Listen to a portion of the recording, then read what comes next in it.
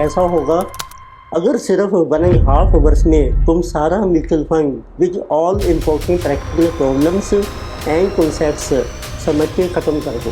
तो let us continue with the only revision video you will ever need. Hello students, so in this lecture we are starting topic of mutual funds. First of all, let us see basic concept of a mutual fund.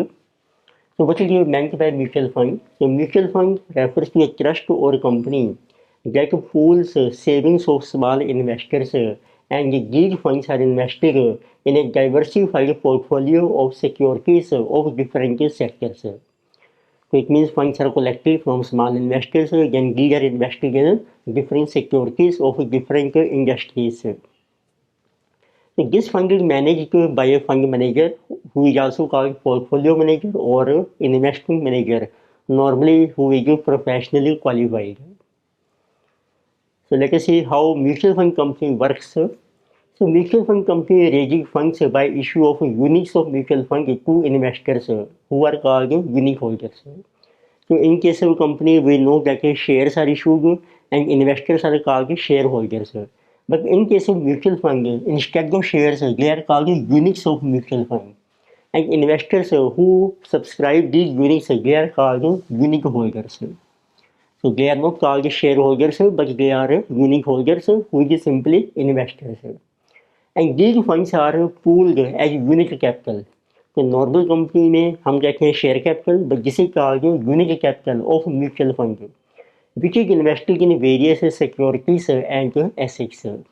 So main business of mutual fund company is to invest these funds in different securities or assets.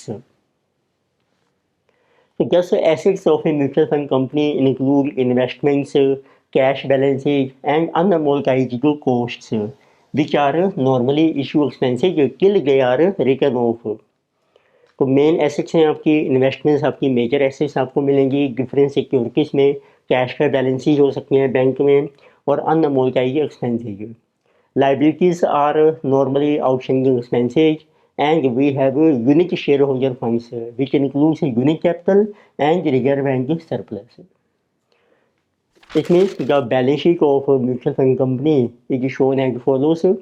तो क्या आप balance sheet क्या proforma है normally capital और liabilities में आप show कीजिए. Share capital की जगह इसमें आता है unit capital, reserve and surplus, फिर आएंगी आपकी liabilities of mutual fund company. Main assets आपको मिलेंगी, इन्वेस्टमेंट्स हैं डिफरेंट सिक्योरिटीज में, कैश एंड बैंक बैलेंस ही है, अनअमोर्टाइज्ड कोस्ट जो अभी आपने राइट ऑफ नहीं की है. तो किसी ऊपर एक total balance sheet of mutual fund company. अब देखते हैं म्यूचुअल फंड कंपनी की मेन इनकम किस तरीके से राइज होती है. तो mutual fund company gets income by way of interest और डिविडेंड. जो आपने इन्वेस्टमेंट की है सिक्योरिटीज़ में उसके ऊपर आपको मिलेगा इंटरेस्ट या dividend from investment in securities, and it also gets capital gain on sale of these investments. तो जब आप इस इन्वेस्टमेंट को सेल करेंगे उससे आपको मिलेगा कैपिटल गेन. तो जिसे कहा गया our realised earnings of mutual fund company, interest, dividend and capital gain which is realised. And out of this realized income, some amount is distributed as a dividend to its unit holder. अब इस income में से हम अपने expensive less करके तो कुछ percent हम डिविडेंड पे करके हैं अपने यूनिट होल्डर्स को, एंड बैलेंस अमाउंट इज री invested for long term growth. अब जो इन्वेस्टमेंट्स होते हैं म्यूचुअल फंड कंपनी की, these investments which are held by mutual fund company, these are also revalued at its market value. उनको आपने revalue करने हैं मार्केट वैल्यू में बैलेंस शीट में, एंड जो भी डिफरेंस आएगा गेन या लॉस है जिसे कहा गया अनरियलाइज्ड गेन और लॉस, उसको आप ट्रांसफर कर लीजिए रिजर्व अकाउंट में. तो इतनी जो बैलेंस शीट है म्यूचुअल फंड कंपनी की ये शो करती है investments at market value. Now let us see what are objectives of investor. Means जो यूनिट होल्डर्स हैं उनका मेन ऑब्जेक्टिव क्या है. First of all they want to know what is market price of a unit. जो आपका unit है या इससे शेयर होता है कंपनी का, उसका मार्केट प्राइस क्या है. तो इस केस में मार्केट प्राइस होता है विच इज जिस net asset value NAV which is reflected by the balance sheet of mutual fund company. तो बैलेंस शीट के बेस पे हम डिटरमिन करेंगे what is net asset value of unit of mutual fund, वही इसका market price माना जाएगा. तो सेकंड ऑब्जेक्टिव है इन्वेस्टर का, अब उसको कितने परसेंट इनकम मिल रही है. It means to determine rate of return means percentage of income achieved on the funds invested in mutual fund. तो इन्वेस्टर का मेन ऑब्जेक्टिव है कि इसने डिटर्मिन करना है उसको रिटर्न कितनी मिल रही है जो भी आपने मनी इन्वेस्ट की है म्यूचुअल फंड में। तो आप देखिए रिटर्न में क्या क्या आइटम्स आएंगी। Return on mutual fund, it means income earn bye way of dividend and capital gain distribution by mutual fund company. Income आपको मिलेगी जितना डिस्ट्रीब्यूशन मिल रहा है यूनिक होल्डर को, and bye way of capital appreciation, और जितना आपका एनएवी में चेंज आ रहा है। सो जिसे इट मे बी राइज और fall in NAV of unique of mutual fund.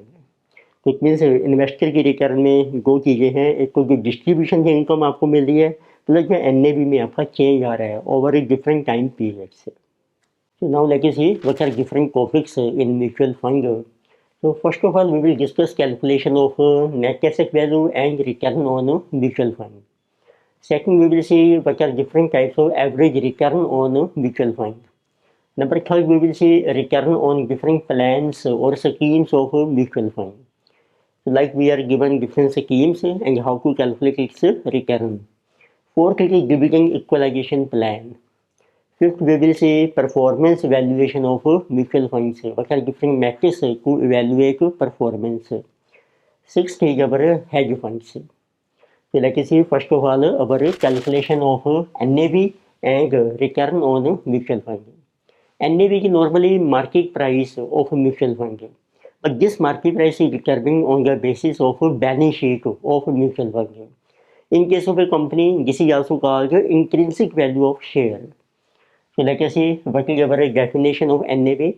So net asset value of a mutual fund scheme is basically the market value of a unit of a mutual fund. And this NAV represents the market value of total assets of fund less liabilities of this fund. The NAV fluctuates with change in market value of its assets. जैसे जैसे market value change होती है assets की तो आपकी NAV भी fluctuate करेगी। So just we can say that NAV per unit of a mutual fund, this is equal to, so you take from balance sheet of mutual fund company what is market value of all assets minus liabilities, and this is divided by total number of units of mutual fund. So assets minus liability, this is also called net assets which are available for unique holders.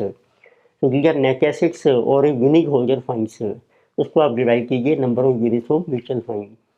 तो it mean basic formula है of calculation of net assets of mutual fund is market value of assets except unamortised costs. जैसे आपके issue expenses हैं, कोई preliminary expenses हैं, तो वो भी आपने राइट ऑफ नहीं किए हैं उनको इग्नोर कर लीजिए, तो कोई गया एक्यूमुलेटली लॉसेज और माइनस कर लीजिए लाइबिलिटीज। और जो भी एसेट्स हैं हमने देखा क्या बैलेंस शीट में कि मेन एसेट्स होती हैं इन्वेस्टमेंट्स, उनको आपने कंसीडर करना है मार्केट वैल्यू के ऊपर। और if you start from liability side of balance sheet then it will be unique capital plus requirement surplus minus कर लीजिए अनअमोर्टाइज्ड कॉस्ट। आंसर दोनों मेथड से आपका सेम रहेगा। Then you divide by number of units, this will be our NAV per unit. So once we know what is NAV per unit of mutual fund, then we can determine how much is the return on unit of mutual fund. Return means what is percentage of income which is achieved by unit holder or mutual fund company. So return is calculated for holding period on annualized basis. Normally हम return calculate करते हैं on annual basis के ऊपर, and return includes dividend yield. अब जो mutual fund company है उसकी जो इनकम है उसमें से वो डिविडेंड पे कर रही है अपने यूनिक होल्डर को, या कुछ कैपिटल गेन हम डिस्ट्रीब्यूट करके हैं यूनिक होल्डर को, और प्लस आपकी ग्रोथ हो रही है which is our increase in NAV. It means return के तीन कंपोनेंट्स हैं, dividend yield, capital gain yield and capital growth. तो उसका फार्मूला बनाते हैं एनुअल रिटर्न परसेंटेज में आएगी। फार्मूला है गिवन, तो जितना डिविडेंड दिया है म्यूचुअल फंड कंपनी ने, कैपिटल गेन डिस्ट्रीब्यूट किया है C1, प्लस एनएवी कितनी है after one period means at end of period, minus NAV कितनी की आपकी बिगनिंग में, this is also purchase price. ये हम कहते हैं म्यूचुअल फंड कंपनी के लिए होता है issue price divided by NAV इन 0 × 100। तो ये आपकी एनुअल रिटर्न आ जाएगी।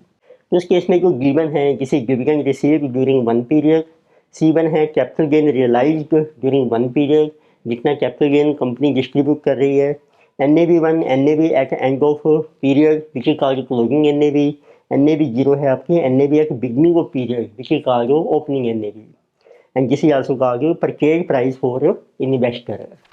So now let us see one example on concept of NAV and return on mutual fund.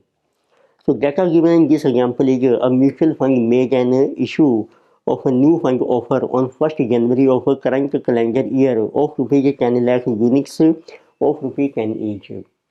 तो 10 लाख यूनिट्स आपने इशू किए हैं ऑफ रुपये 10, इट मीन टोटल फंड्स आपने रेज किए हैं 100 लैक्स.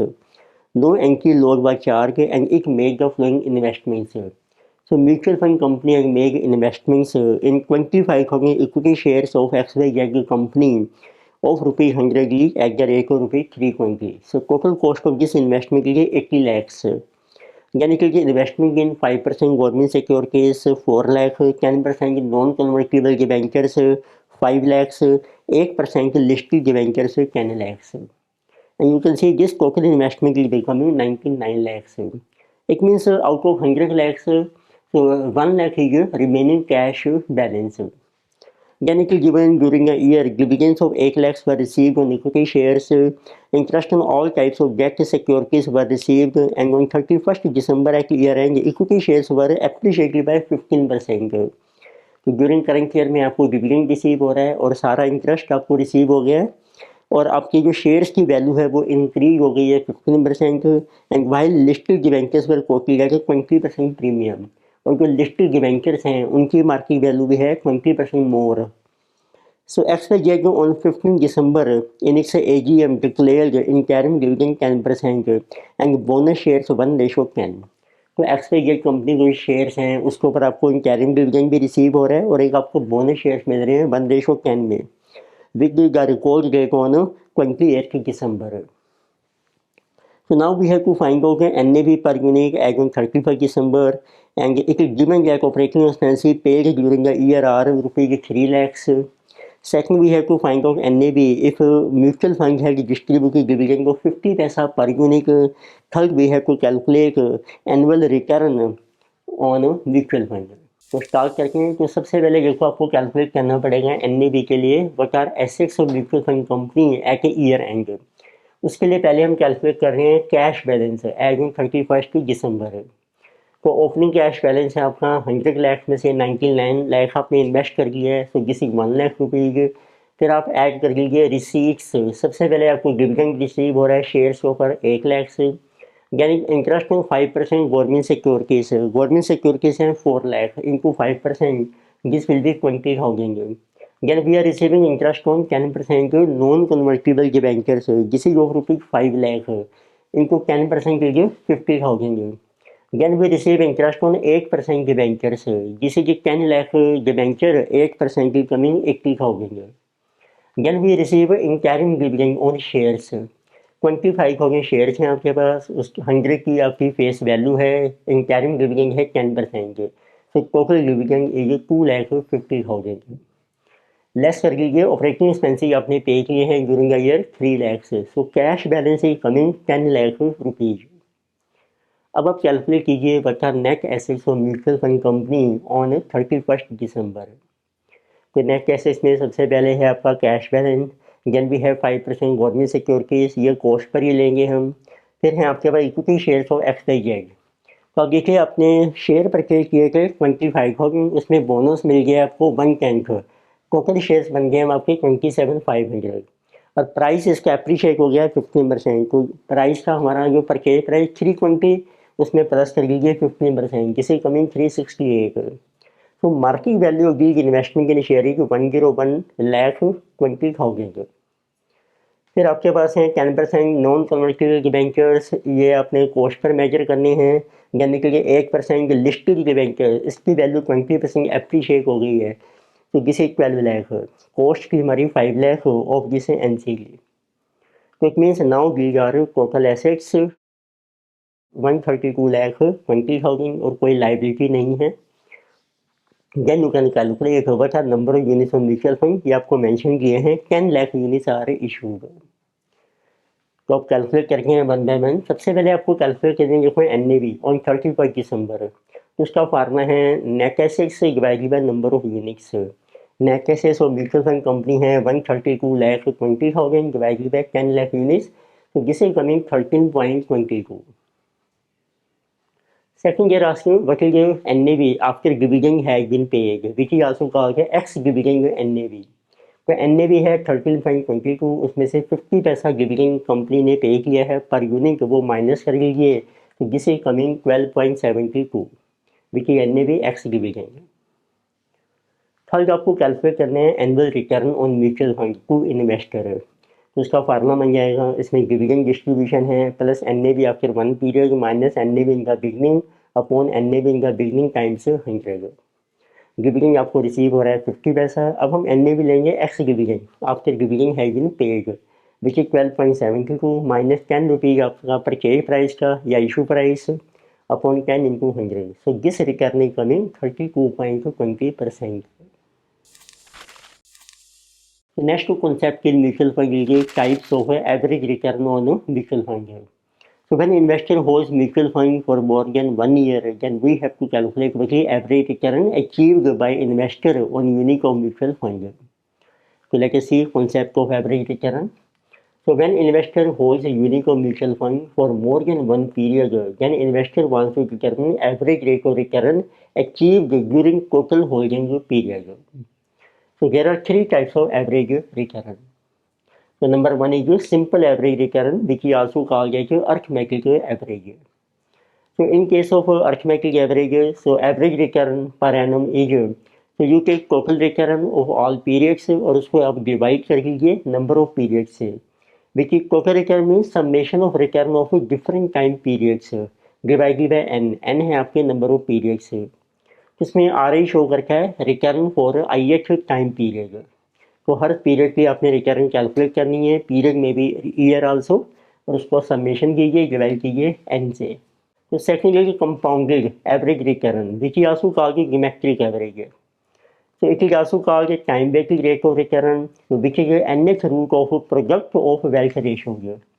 कुछ केस में देखिए आप 1 रुपये इन्वेस्ट करते हैं, उसके ऊपर आपको जो रिटर्न मिलती है ड्यूरिंग फर्स्ट पीरियड में वो आप ऐड कर देते हैं, उसको हम कहते हैं वेल्थ रेशो। तो मीन्स आपको पहले कैलकुलेट करनी है wealth ratio for each period, then multiply wealth ratio for n period, उसका कर लीजिए NH root -1।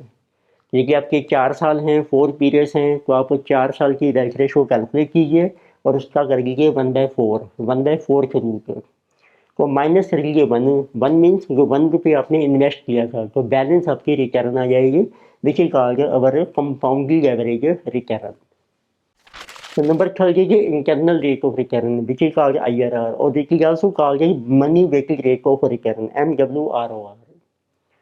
So in case of IRR, it is that rate of return at which present value of future cash flow becomes equal to initial investment. तो future में जो भी cash flows होंगे उसकी present value calculate कीजिए and that should be equal to initial investment होती है opening NAV।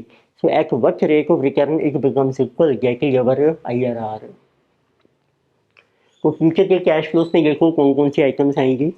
जो भी डिस्ट्रीब्यूशन किया है म्यूचुअल फंड कंपनी ने ऑफ डिविडेंड और capital gain, plus buyback of units bye mutual fund company, plus closing NAV।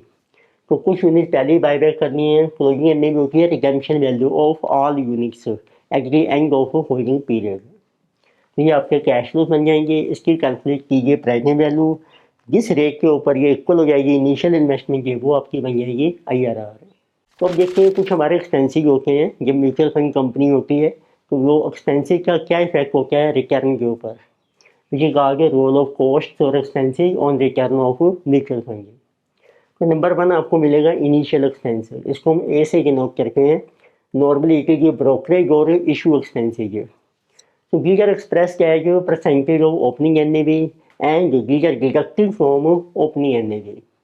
तो जो भी एक्सपेंस होगा इशू एक्सपेंस, उससे हमारी ओपनिंग जो NAV होगी वो रिड्यूस हो जाएगी, उसमें से आप माइनस कर लीजिए। सेकंड टाइप के एक्सपेंसेज आपको मिलेंगे एनुअल रिकरिंग एक्सपेंसेज, इसको हम बी से डिनोट करते हैं। So these are also expressed as a percentage of opening NAV, but these are deducted from annual income जो म्यूचुअल फंड कंपनी को अचीव हो रही है। इसको हम कैपिटल R से शो करके हैं, रिटर्न कितनी मिल रही है म्यूचुअल फंड कंपनी को, उसमें से हम B को माइनस कर देते हैं। तो थर्ड टाइप का एक्सपेंस आपको मिलेगा entry log and exit log, which is log is called fees. तो एंट्री लॉग होता है जब आप परचेज करते हैं यूनिट, उस टाइम कुछ फीस आपको चार्ज होती है। एग्जिट लॉग होता है जब आप सेल कर रहे हैं अपना यूनिट, उस टाइम भी आपकी फ़ीस चार्ज होगी। तो से परचेज प्राइस होगा आपका NAV in zero period, plus हो जाएगी एंट्री लॉस, और सेल प्राइस में से आपकी माइनस हो जाएगी फीस जो आपने पे की है। So this will be net sale price which realise by investor. अब आप रिटर्न कैलकुलेट कर सकते हैं इन्वेस्टर को, उसको हमने स्मॉल आर से डिनोट किया है। फार्मूला क्या बनेगा, NAV कितनी है बिगनिंग में, उसमें से 1 माइनस कर को इनिशियल एक्सपेंसिव लेस हो गए, बैलेंस आपकी नेट NAV रहेगी, उसके ऊपर आपको मिलेगी return which is achieve by mutual fund company, और उसमें से माइनस कर दीजिए आप बी जो है हमारे, ये हैं हमारे जो एनुअल एक्सपेंसिव हैं। अब देखिए आप ये रिटर्न आपकी रुपीज़ में आ जाएगी, देखिए आपको परसेंटेज में निकालनी है तो आप इसको डिवाइड कर सकते हैं NAV से, NAV in zero period and times 100, तो इसमें फार्मूला रह जाएगा जो सिंपल रिटर्न है, NAV से NAV कैंसिल हो जाएगी, तो you can show that simple return is equal to 1 minus A into capital R minus B. तो ये आपकी नेट रिटर्न आ जाएगी which is achieved to unit holder. तो इसमें जो कैपिटल R है जिसमें जो percentage of income earn by mutual fund company. अब इसका एक एग्जांपल करके हैं जिसका, उससे आपको ये कॉन्सेप्ट क्लियर हो जाएगा। Now let us discuss example on the concept of types of return on mutual fund. So data given in this example is a mutual fund starts the year with rupees 100 lakhs. By the end of first year, it has appreciated to 110 lakhs, at which point it receives a net redemption request of 30 lakhs. In the second year, the fund appreciates by further 20%. Now we have to calculate आपके ABC parts हैं, आपको simple average return, compound average return and internal rate of return आपको find out करनी है।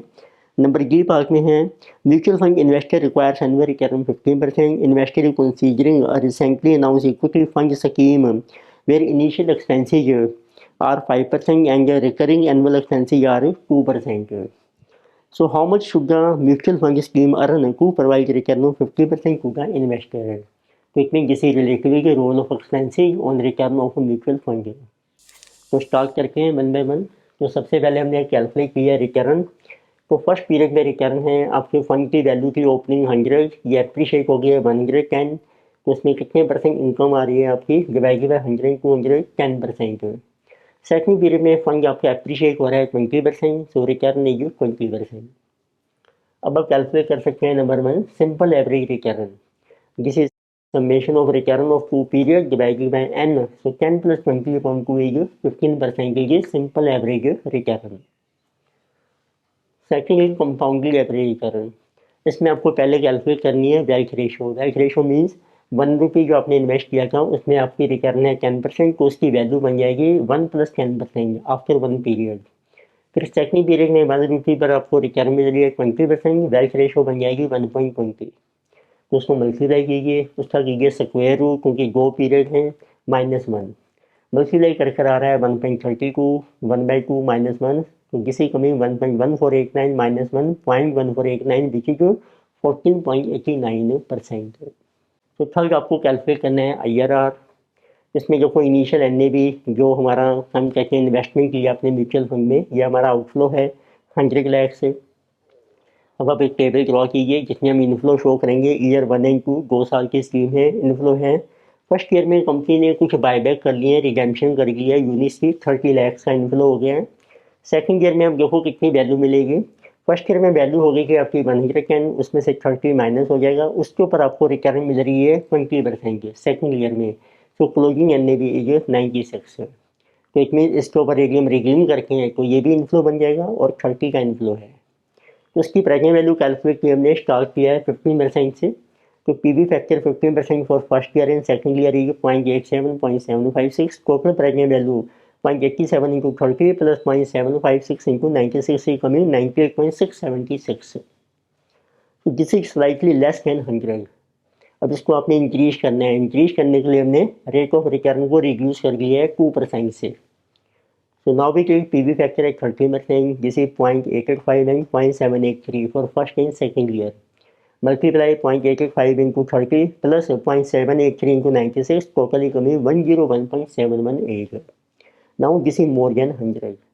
Now we can interpolate in between these two values of 13% and 15%. So IRR is coming 13% low rate, present value at low rate minus initial investment hundred, difference into present values into difference in rate of return.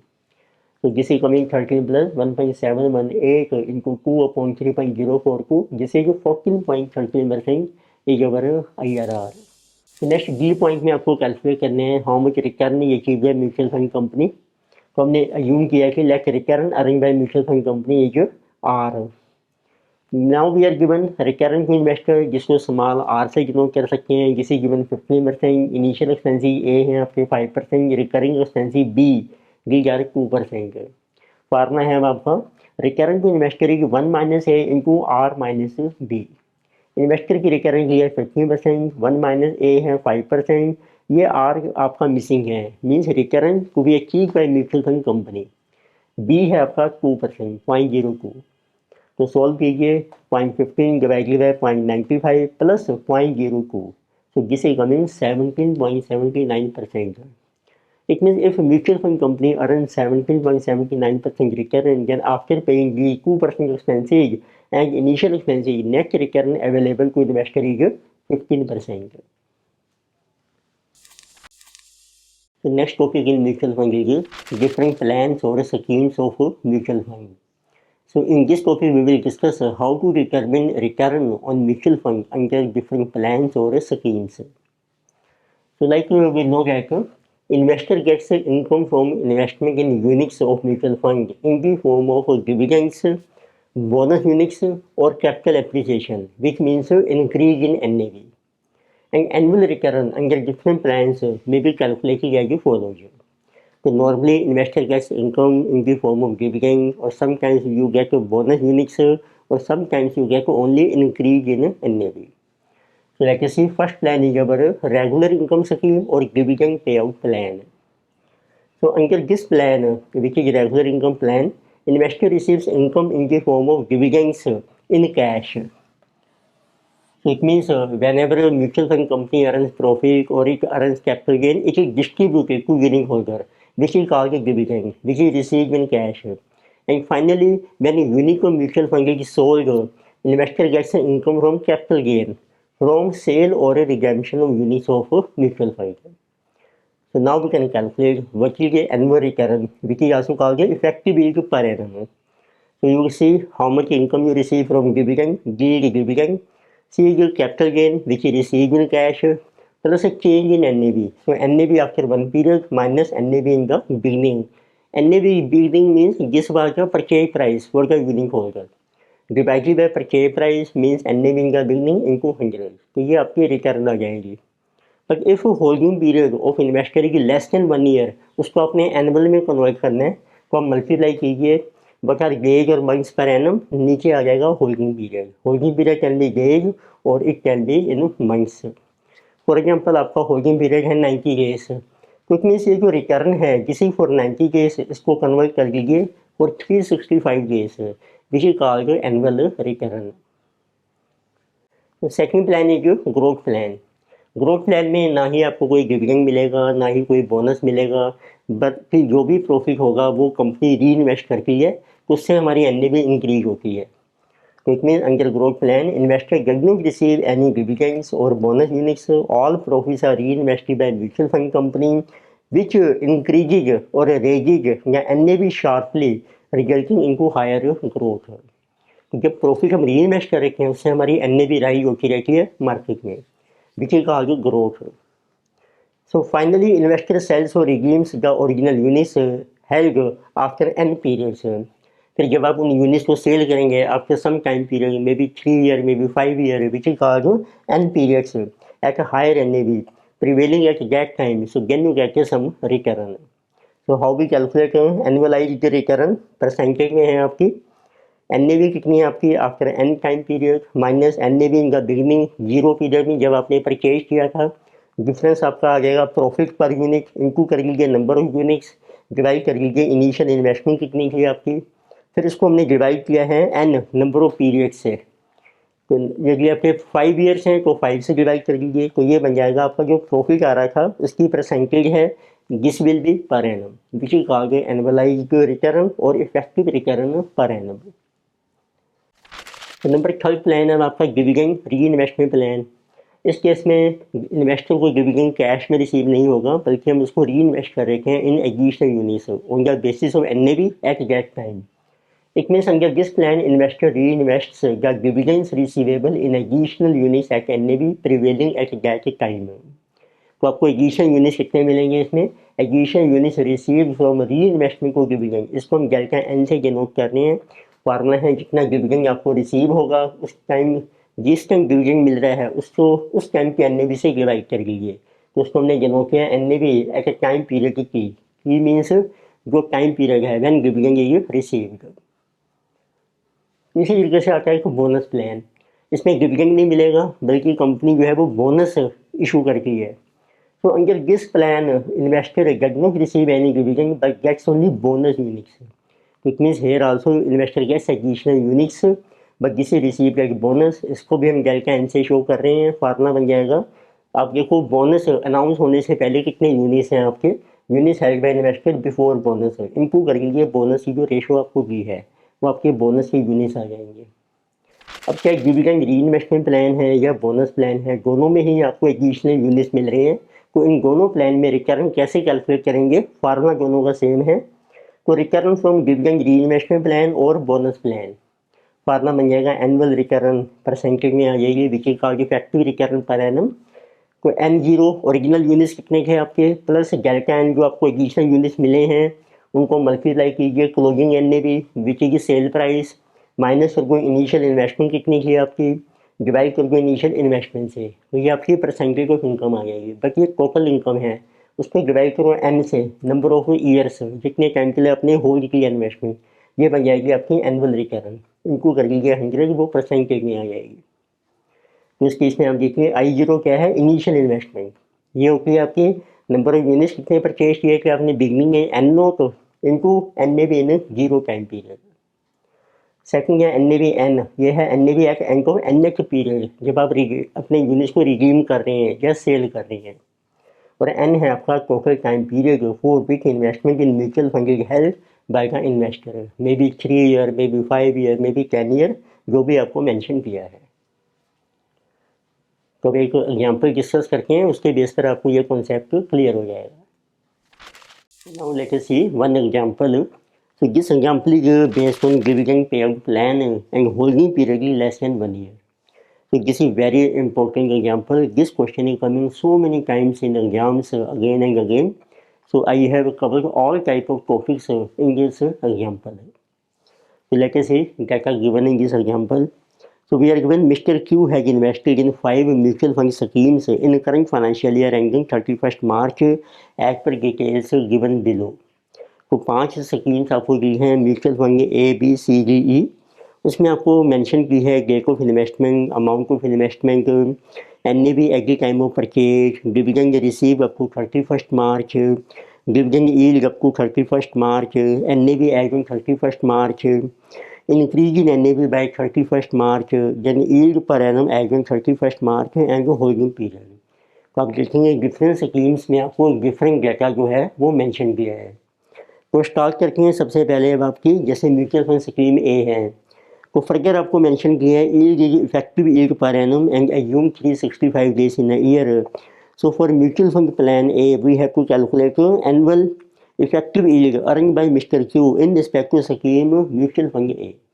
तो पहले mutual fund plan ए देखते हैं. उसमें देखो data दिया है, date of investment है 1 दिसंबर, investment है अमाउंट ₹5 लाख है, NAV है eight the time of purchase 10.5.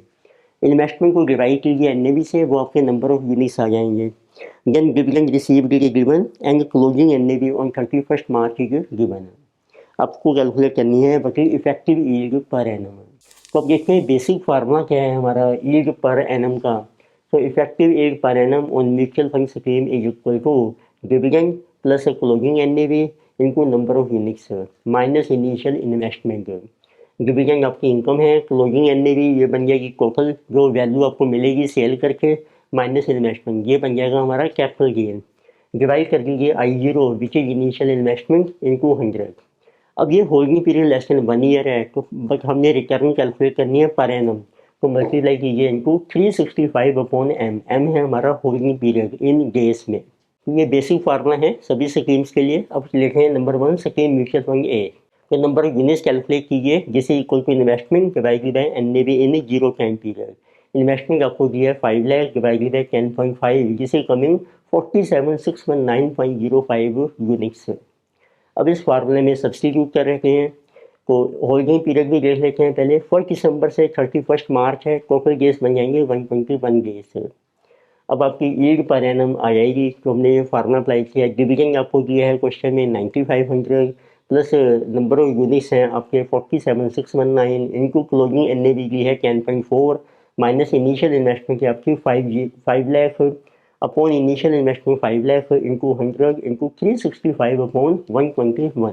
तो उसको सोल्व किया अब हमने। तो न्यूमरेटर का जो टोटल बन रहा है 9500 plus 20 closing units into NAV जिसे बिकमिंग 504,738.12 माइनस सर्गो initial investment 5 lakh upon 5 lakh into 100 upon 365 upon 121।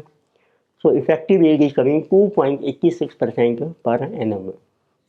तो ये सिंपल केस था म्यूचुअल फंड प्लान ए में जिसमें आपको रिटर्न कैलकुलेट करनी थी। तो सेकंड है देखिए अब आपके पास है म्यूचुअल फंड प्लान बी। इसमें आपको देखो इन्वेस्टमेंट मेंशन नहीं की, इनिशियल इन्वेस्टमेंट 5 लाख है, एनएवी एग्री टाइम ऑफ परचेज 25 है। इसमें आपको दिया डिविडेंड यील्ड 5% परसेंटेज में दी है आपको up to 31 March. NAV on 31 March ये गिवन है। फिर आपको दिया है yield per annum, effective yield हमें दिया है पर एनम -11.85%। तो म्यूचुअल फंड प्लान जो बी है उसमें आपको देखो कैलकुलेट करना है total NAV on 31 March, total yield in terms of rupees, number of days for which investment is held and the date of original investment made in respect of mutual fund plan B. अब ये reverse question है, इसमें date of investment missing है, वो आपको find out करनी है। तो स्टार्ट करते हैं देखो सबसे पहले। तो सबसे पहले हमने कैलकुलेट किया number of units which equal to investment divided by NAV in zero time period. Investment है 5 लाख अपॉन एनएवी है 25 जिसे coming 20,000 units. Then you can calculate total NAV as on 31 March जिसे equal to number of units 20,000 into closing NAV आपको दी है 22.80 जिसे coming rupees 4,56,000। फिर आपको कैलकुलेट करनी है total yield in rupees. Yield है आपकी डिविडेंड प्लस इंक्रीज इन एनएवी या माइनस कर दो डिक्रीज इन एनएवी। तो इसमें देखो एनएवी आपकी 5 लाख से थी पहले इनिशियल इन्वेस्टमेंट, अब हो गया 456, ये डिक्रीज हो रही है। तो डिविडेंड है अब आपका हाउ मच 5 लाख की इन्वेस्टमेंट के ऊपर 5% और प्लस आपकी कितना चेंज आ रहा है एनएवी में। तो ओरिजिनल इन्वेस्टमेंट की 5 लाख अब ये रह गया 456 विच इज कॉल्ड डिक्रीज। तो इसलिए हमने यहाँ कर दिया माइनस। तो जिसे कमिंग रुपीज 19,000। तो डिक्रीज इन एनएवी आप कर लीजिए। तो ये आपकी इनिशियल इन्वेस्टमेंट है माइनस ये क्लोजिंग एनएवी है, ये प्लस आ जाएगी। तो नेट इफेक्ट आ गया आपका रुपीज 19,000 जो नेगेटिव है। अब आपको कैलकुलेट करना है, अब हमें दिया जैसे यील्ड पर एनम की है उसमें डेज मिसिंग है आपकी। तो यील्ड का फार्मूला अप्लाई किया हमने, ऊपर आ जाएगी टोटल इनकम 19,000 नेगेटिव है अपॉन इनिशियल इन्वेस्टमेंट 5 लाख है इंटू 100, टोटल गेस है 365 upon days of investment missing है इज इक्वल टू -11.185%। तो इसको क्रॉस मल्टीप्लाई कीजिए तो आपके गेस कैलकुलेट हो जाएंगे जिसे कमिंग को भी 124। अब आपको कैलकुलेट करनी है date of investment. So date of investment is equal to, अब क्लोजिंग डेट दी है 31 मार्च, उसमें से माइनस कर दो 124 गेस। जैसे मार्च के 31 गेस माइनस हो जाएंगे, फिर फरवरी के 28। तो इन दिस वे आपकी डेट ऑफ इन्वेस्टमेंट आ गई है 27 नवंबर। तो नंबर थर्ड क्या है म्यूचुअल फंड प्लान सी। इसमें आपको डेट ऑफ इन्वेस्टमेंट की है, इसमें इनिशियल इन्वेस्टमेंट का अमाउंट मिसिंग है, वो आपको नहीं दिया है। एनएवी दी है एग्री time of purchase 11, dividend receive हो रहा है आपको 12,500 और इंक्रीज इन एनएवी आपको दिया है बाय द एंड ऑफ 31 मार्च 22,727.27 और एक आपको यील्ड पर एनम भी मेंशन किया है 4.2296%। तो लेट अस सी देखो इसमें आपको कैलकुलेट करना है amount of investment made initially by mister Q in scheme MFC and closing NAV as on 31 March. कितनी आपने मनी इन्वेस्ट की है और क्लोजिंग एनएवी कितनी है।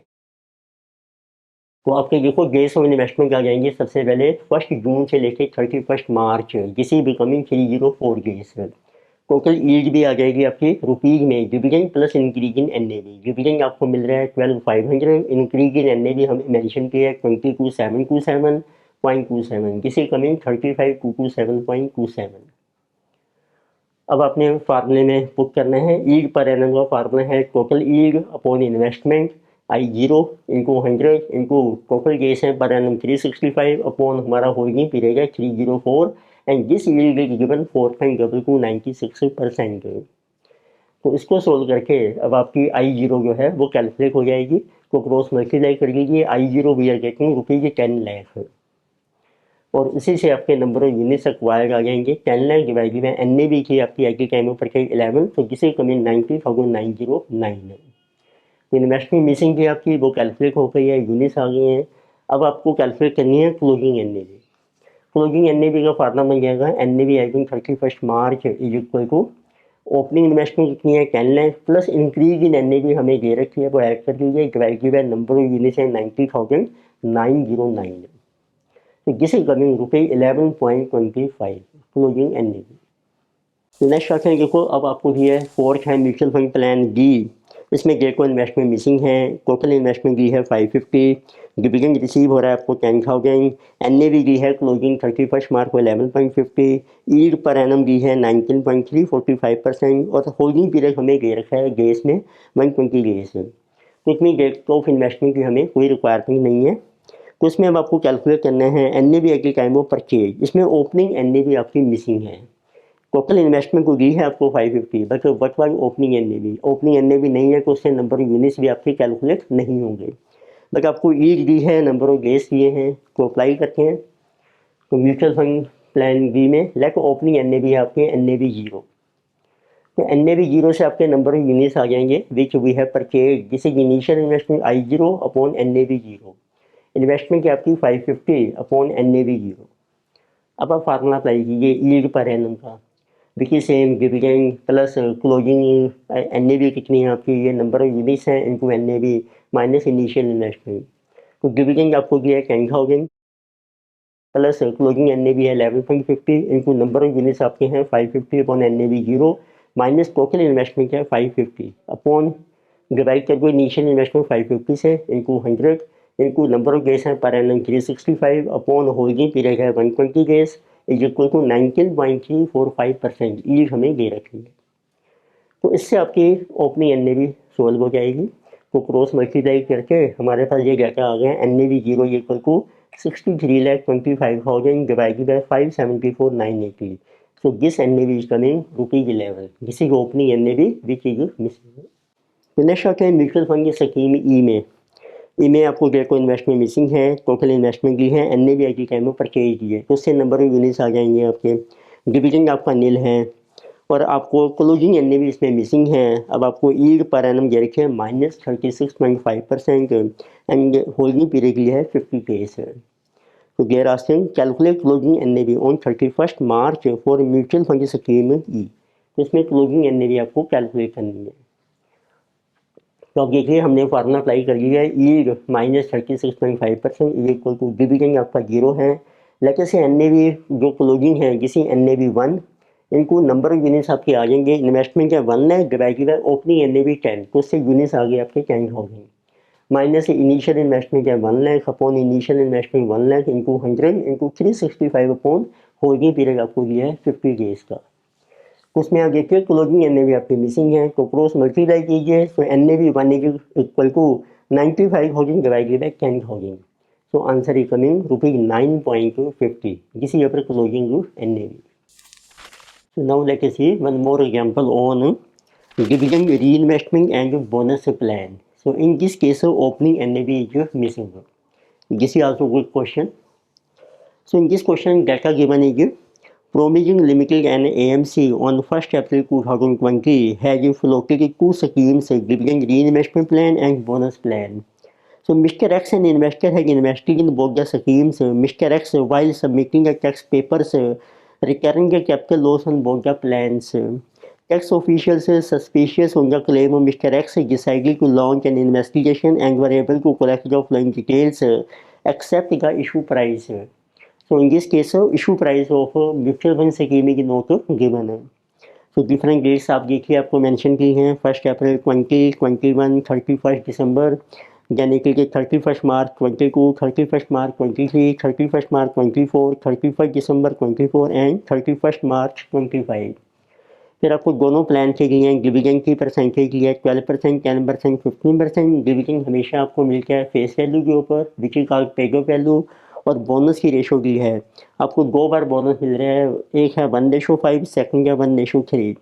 फिर आपको एन भी दे रखी है डिविडेंड प्लान की for all different dates and N B of bonus plan is given है। यानी कि given in each plan how much investment will make. Dividend plan में आपकी इन्वेस्टमेंट है 1080 और बोनस प्लान में है 10 लाख। एवरेज प्रॉफिट आपको दिया है डिविडेंड प्लान का, ये आपको दिया है रुपीज़ में, और आपको दिया है एवरेज यील्ड बोनस प्लान की 8.40%। फेस वैल्यू ऑफ यूनिट रुपये 10, we have to calculate issue price of both the schemes as in 1 April 2020। तो दोनों स्कीम में आपको ओपनिंग एन भी मिसिंग है, वो आपको फाइंड आउट करनी है। तो स्टार्ट करते हैं पहले जो डिविडेंड री इन्वेस्टमेंट प्लान है हमारा। तो फर्स्ट मनी के ऊपर डिविडेंड री इन्वेस्टमेंट प्लान, उसमें ओपनिंग एन भी आपकी मिसिंग है which we have to find out. तो आप देखो इसमें हमें लिया है एवरेज प्रॉफिट रुपीज़ में, तो इसका फार्मूला बन जाएगा क्लोजिंग यूनिट्स कितने हैं, इनको एन कितनी है उस टाइम, माइनस है इनिशियल इन्वेस्टमेंट I0 कितना है आपका, डिवाइड कर दीजिए नंबर ऑफ ईयर से, एन है नंबर ऑफ ईयर से, तो ये आपका एवरेज प्रॉफिट आ जाएगा। तो जितनी क्लोजिंग एन भी मिलेगी माइनस ओपनिंग इन्वेस्टमेंट, वो हमारा बन गया टोटल प्रॉफिट, उसको हमने ईयर से डिवाइड कर दिया, बन जाएगा एवरेज। अब देखो एवरेज प्रॉफिट आपको दिया है 121,824। नंबर ऑफ ईयर्स हैं आपके 1 अप्रैल 20 से लेके 31 मार्च 25 तक 5 ईयर्स है। तो क्लोजिंग यूनिट्स आपके मिसिंग हैं, इनको एन ने भी हमें दी है क्लोजिंग 80 रुपीज़ एज ऑन 31 मार्च 25 में, देखो डिविडेंड प्लान की एन ने भी है 80, माइनस और कोई इनिशियल इन्वेस्टमेंट हमें दी है 1080/5। तो सोल्व करके आप क्रॉस मल्टीप्लाई कीजिए 121,824 इंटू 5, ठीक है, प्लस हो जाएगा 10,80,000 divided by 80, so this is coming closing units equal to 21,114 है। अब क्लोजिंग यूनिट्स हैं जो ओपनिंग है प्लस जो डिविडेंड आपको रिसीव हो रहा है उसको री इन्वेस्ट करके जो मिले एडिशनल यूनिट्स है, उन सबको मिला के टोटल यूनिट्स हैं आपके 21,114 है।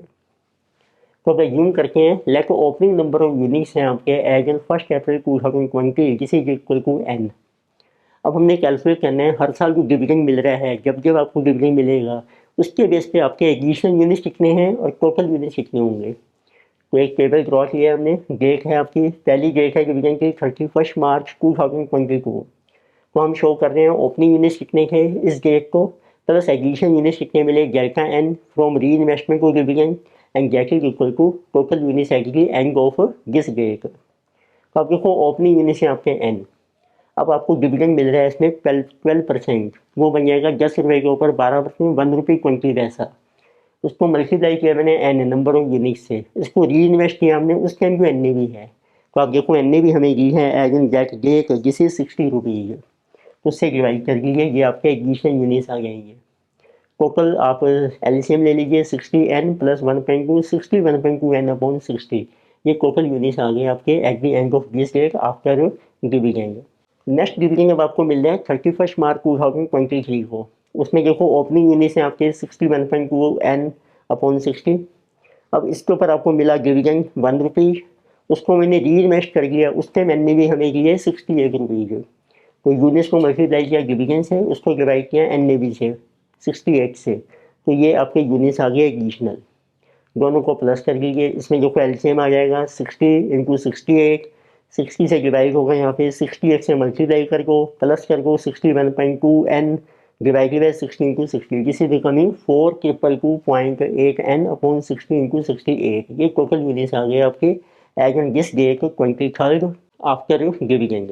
तो नेक्स्ट आपको डिविडेंड मिल रहा है 31 मार्च 2024 में, ये बन गया आपके ओपनिंग यूनिट्स, प्लस अब इसके ऊपर आपको डिविडेंड मिल रहा है 15% ऑफ 10 रुपये 1.5 पर यूनिट। तो इन यूनिट्स को मैंने मल्टीप्लाई किया 1.5 से और उसको डिवाइड कर दिया हमने 75, उस टाइम जो एन भी है हमारी eight the time of dividend जिसे गिवन 75। तो ये आपके आ जाएंगे एडिशनल यूनिट्स। तो इसमें भी आपका एलसीएम आ जाएगा 60 इंटू 68 इंटू 65, एलसीएम ले लीजिए, सोल्व करके आपका ये टोटल बन जाएगा 323,044.2n अपॉन 3,06,000।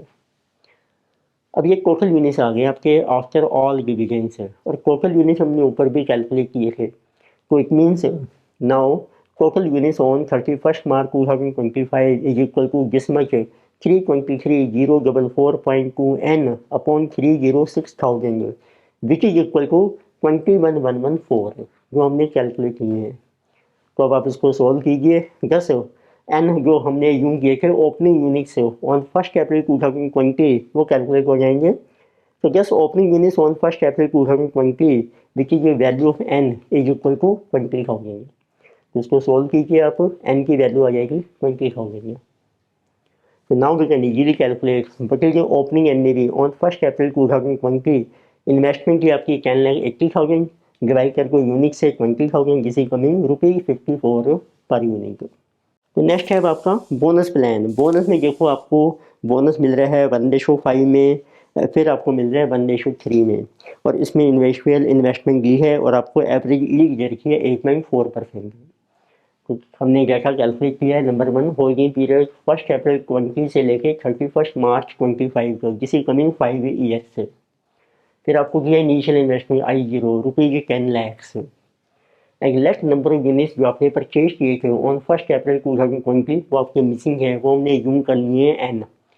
अब उस पर आपको बोनस नहीं मिलेगा। So what will B total units on 31st March 2025 after bonus है। ओरिजिनल यूनिट्स है देखो n। अब आपको बोनस मिला है, पहला बोनस 1:5 में। इतनी देखिए आपके पास 5 शेयर थे, एक का बोनस मिल जाएगा। अब टोटल शेयर हो जाएंगे 6। तो if original share is 5 total is 6, so if original share is n total will be this much n into 6/5। Second bonus आपको मिल रहा है 1:3 में। इट मीन्स ओरिजिनल शेयर के 3 एक मिल गया बोनस, टोटल हो गए 4। तो if original is 3 total is 4, if original is this much share तो टोटल बन गया आपके 1.6 n आफ्टर बोनस। अब आप फार्मूला अप्लाई कीजिए एवरेज यील्ड। टोटल यूनिट्स देखो कितने हैं आपके after bonus 1.6 n into closing N भी कितनी है आपकी वो हमें दे रखी है इसमें 71 माइनस इनिशियल इन्वेस्टमेंट कितनी है आपकी वो भी दे रखी है, डिवाइडेड बाई इनिशियल इन्वेस्टमेंट ये आपकी परसेंटेज बन जाएगी। उस पर डिवाइड कर वो पीरियड से होल्डिंग पीरियड वो आपकी पर एनम बन जाएगी परसेंटेज, जिसको हम कहते हैं एवरेज यील्ड। इनको कर लीजिए 100। तो एवरेज यील्ड है आपकी 8.4% is equal to total units है 1.6 n, क्लोजिंग एन भी है 71 माइनस 10 लाख है आपकी initial investment upon 10 lakh initial investment into holding period है 5 ईयर इनटू 100। तो अब आप सोल्व करेंगे, क्रॉस मल्टीप्लाई कीजिए 1.6 इंटू 71 ये बन गया 113.6 n minus 10 lakh and this 5 into 10 lakh 50,000 it will go here into 8.4 upon 100, so this is equal to 50 lakh into 8.4%. So now we are getting n is equal to, so 50 lakh into 8.4% this is coming 4,20,000 plus कर लीजिए 10 लाख इधर आके plus हो जाएगा, divide कर लीजिए 113.6 से। So this is coming number of units 12,500 जो आपने एक्वायर किए थे as in date of investment. तो आपके पास इन्वेस्टमेंट है, अब नंबर ऑफ यूनिट्स हैं, तो आपकी ओपनिंग एन का फार्मूला बन जाएगा initial investment I0 upon n number of units.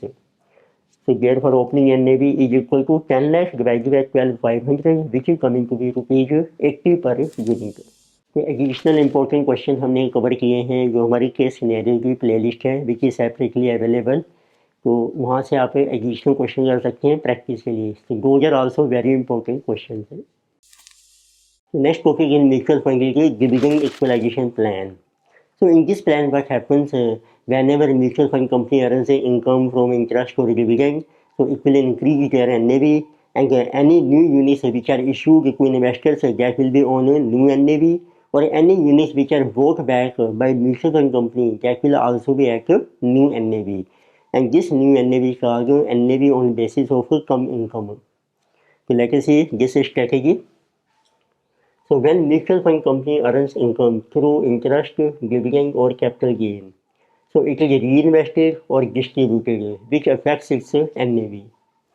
So in case of dividend equalization scheme, the income earned by mutual fund company during a period is calculated on per unit basis and which provides NAV on a come income basis। तो इतनी जो भी income earn की है mutual fund company ने उसको आप calculate कीजिए पर यूनिट बेसिस और वो आपकी एनएवी में एडजस्ट हो जाएगी। So and we get NAV on come income basis. जैसे शेयर का प्राइस होता है cum dividend basis, similarly you get NAV cum income basis. तो income earn by mutual fund company on per unit basis, how it is calculated, तो इसका formula है income earn during a period, उसको divide कर लीजिए number of units of mutual fund in the beginning of that period. तो अब आप देखिए जब आप नई यूनिट्स इशू करें हैं उसका प्राइस कैसे निकालेंगे। तो when mutual fund company issue the new units, the company will also collect amount of income earn on per unit basis. तो इट मीन्स जो इनकम आपने अर्न की है तो वो हम नए यूनिट होल्डर से भी रिसीव करेंगे। That is new units will be issued at NAV plus income earn. अब आपने जो नए यूनिट्स इशू करने हैं उसको करना है आपने इशू एनएवी प्लस जितनी इनकम आपकी ड्यू हो गई है या जो आपने अर्न की है, so as to equalize NAV on come income basis on new units issued. उससे जो पुराने यूनिट्स हैं और जो नए यूनिट्स आप इशू कर रहे हैं उनकी एनएवी जो है वो सेम रहेगी। जैसे क्या हो गया NAV on come income basis. तो आपका इशू प्राइस आ जाएगा of new units issue that is equal to opening NAV plus income earn per unit और plus sometimes it is given entry load, जो आपकी एक्स्ट्रा फीस होती है normally ये कुछ परसेंटेज होती है ओपनिंग एनएवी की, वो भी आपकी ऐड हो जाएगी। तो एक्चुअली एक तरीके से इन्वेस्टर के लिए ये बन जाएगा परचेज प्राइस। तो similarly when mutual fund company buys back redeems its units, these are also bought back at NAV plus income earned so as to equalize NAV on come income basis. तो इसी तरीके से जब company अपने units को buy back करेगी that will be also on NAV on come income basis. So what will be redemption price of units which are bought back by mutual fund company, that is equal to opening NAV plus income earned per unit minus exit load। इसमें कई बार आपको exit जब आप कर रहे हैं scheme से उसकी फीस पे करनी पड़ती है which is called exit load, normally this is also some percentage of opening NAV. अब आप कैलकुलेट कर सकते हैं what will be our NAV. So NAV per unit will be calculated after adjusting income collected on new units issued and income paid back on units bought back। इसमें NAV जो हम calculate कर रहे हैं on income basis के ऊपर, तो जब आप यूनिट इशू कर रहे हैं उससे इनकम आपको कलेक्ट होगी वो ऐड हो जाएगी, जब यूनिट बाय बैक कर रहे हैं उसकी इनकम आप पे कर देंगे तो वो आपकी लेस हो जाएगी। तो देखते हैं फार्मूला बन जाएगा क्लोजिंग NAV पर यूनिट ऑफ म्यूचुअल फंड।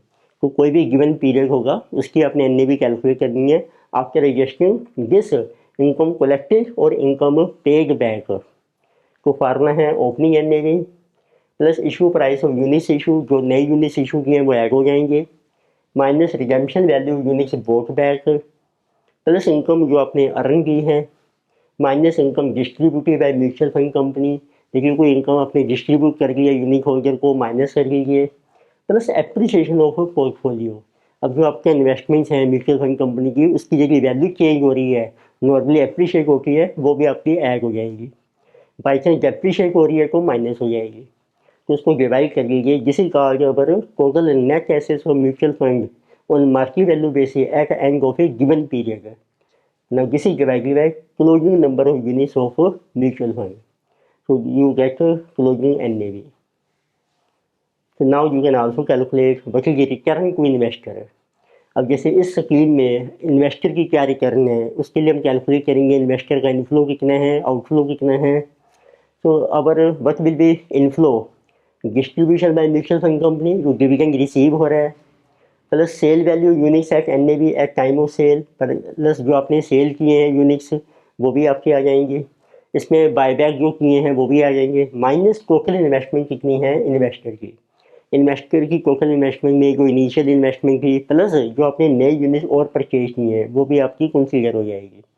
तो एक तरीके से ये बन गया इनफ्लो माइनस आउटफ्लो, आपकी नेट रिटर्न आ गई, उसकी परसेंटेज निकालने के लिए डिवाइड कर दीजिए total investment of investor during a given period times 100, this is our return to investor for this period specific period जितना भी आपको दिया है क्वेश्चन में। तो एक एग्जाम्पल करके उससे आपको ये कॉन्सेप्ट क्लियर हो जाएगा। Now let us discuss one example to explain the concept of dividend equalization fund. The data given in this example is On 1st January of current year, an open-ended scheme of mutual fund had outstanding units of 300 lakhs with NAV of rupees 20.25. At the end of January, it had issued 5 lakh units at an opening NAV plus a load of 2% adjusted for dividend equalization. At the end of February, it had repurchased 2.5 lakh units at an opening NAV less 2% exit load adjusted for dividend equalization. At the end of March, it had distributed 70% of its available income. So in respect to January to March quarter, the following information is available. Further आपको देखा गया है income for the month of January February March rupees in lakhs में है 24, 36 and 47 lakh. Then value appreciation of portfolio 460 lakhs. Now we have to calculate number one, but the income distributed to unit holders during month of March, and the issue price at the end of January, and repurchase price at the end of February, and closing value net assets at the end of March, and NAV per unit of mutual fund. And we have to calculate return to investor who holds 20% units of mutual fund and over this quarter. उसमें जो को mention किया है कि जो भी आप नए यूनिट्स इशू कर रहे हैं या बायबैक हो रहे हैं किसी भी बिग डिविडेंड इक्वलाइजेशन स्कीम को स्टार्ट करते हैं, तो सबसे पहले हम कैलकुलेट करेंगे कि जो इनकम है आपको कितनी रिसीव हो रही है या कितनी पे बैक करनी है आपने on basis of per unit. तो सबसे पहले हम कैलकुलेट कर रहे हैं calculation of income earning on per unit basis during quarter January to March. तो इसलिए हमने एक टेबल ड्रॉ किया है, मंथ है, पर्टिकुलर्स हैं, इनकम रुपीज इन लैक्स में चल रही है, टोटल नंबर ऑफ यूनिट्स आपके लैक्स में हैं, इनकम है पर यूनिट रुपीज में. सो फर्स्ट लीजिए month of January. So income earn की है आपने 24 लैक्स, यूनिट्स हैं 300. सो पर यूनिट इनकम आ जाएगी 24 डिवाइडेड बाई 300 0.08 मीन्स 1 पैसा पर यूनिट. अब जब आप यूनिट्स इशू करेंगे उनके बेस पर अब आपने डिविडेंड उनसे रिसीव करने हैं, मीन जितनी इनकम है which is called dividend collected on new unit से इशूड. तो इस केस में वो क्या है कि जब आप नए यूनिट्स इशू करेंगे उनको हम इशू करेंगे एनएवी प्लस जितना डिविडेंड हमारा ड्यू हो गया है, जितनी इनकम आपने अर्न की है वो उनसे रिसीव करेंगे हम. तो दिस इज 5 लाख यूनिट्स हमने इशू किए हैं, 0.08 आपके पैसा आपकी इनकम है into 5, this is coming 0.40 lakhs. तो इट मीन्स अब आपकी टोटल बैलेंस है फरवरी के बिगनिंग में 24.40, यूनिट्स हैं 305, इनकम पर यूनिट है 0.08. फरवरी में कंपनी ने फिर इनकम अर्न की है 36 लाख, डिवाइड करके 305 से 0.118 ये पर यूनिट आ गई. तो इट मीन्स अप टू फरवरी टोटल इनकम आपने अर्न की है 0.1980 पर यूनिट.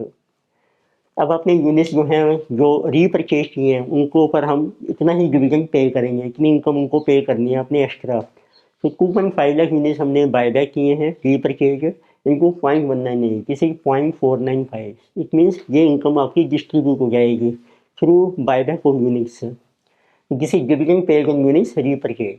दिस इज जो बेसिक पर्पज है कि जो डिविडेंड हम पे कर रहे हैं इक्वलाइजेशन के लिए.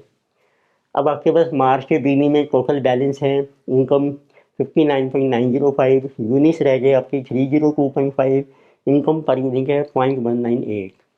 मार्च में फिर आपने इनकम अर्न की है 47 डिवाइड करके 302.5 पर यूनिट बन जाएगी 0.1554. सो टोटल इनकम आपकी 0.3534.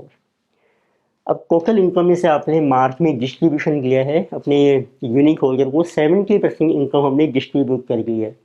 तो 70% ऑफ दिस 74.8335.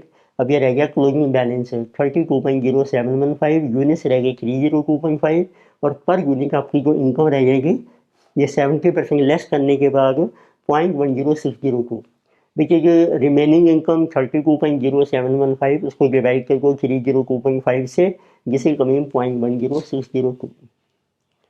अब आपको कैलकुलेट करना है number one how much income is distributed during March but issue price है जो रीपरचेज प्राइस.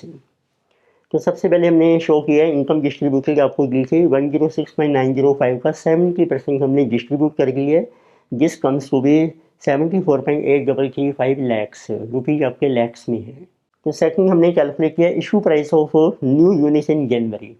अब जनवरी में आपने यूनिट्स इशू किए थे, उसकी एनएवी की है 20.25 और इसमें हमारा एंट्री लोड है 2%, वो ऐड हो जाएगा ओपनिंग एनएवी के ऊपर प्लस अब हमने इनकम भी रिसीव करनी है 0.08 for dividend equalisation plan. So it mean issue price है 20.735।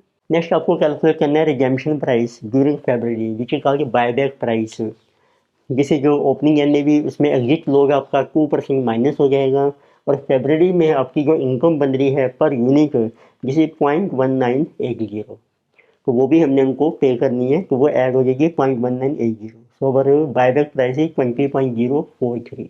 अब आपको कैलकुलेट करना है एन और नेट एसेस कितनी है म्यूचुअल फंड कंपनी की eight the end of this quarter means on 31 मार्च। तो इसलिए हमने ये स्टेटमेंट शो की है, पर्टिकुलर्स हैं रुपीज लैक्स में है। तो आप देखिए सबसे पहले ओपनिंग नेट एसेट्स हैं, आपको दी हैं नंबर ऑफ यूनिट्स 300 लैक्स और एन है 20.25, उससे मल्टीप्लाई कर लीजिए, ये आपकी नेट एसेट्स आ जाएंगी। अब उसमें आप ऐड कर लीजिए कैश इनफ्लो से। इनफ्लो है नंबर 1 जो आपने इनकम अर्न की है during this quarter January February March. Total income है 24 प्लस 36 प्लस 47 जिसे 107 लाख है। फिर आपने जो नए यूनिट्स इशू किए हैं 5 लाख यूनिट्स ने इशू किए हैं, इशू प्राइस है 20.735। तो दिस अमाउंट विल कम इन 103.675। अब इसमें से लेस कर लीजिए कैश आउटफ्लो, जो यूनिट्स हमने बायबैक किए हैं 2.5 लाख यूनिट्स हमने बायबैक किए हैं और उसका बायबैक प्राइस है 20.043। तो ये मल्टीप्लाई करके आपका आउटफ्लो बन जाएगा, ये माइनस हो जाएगा।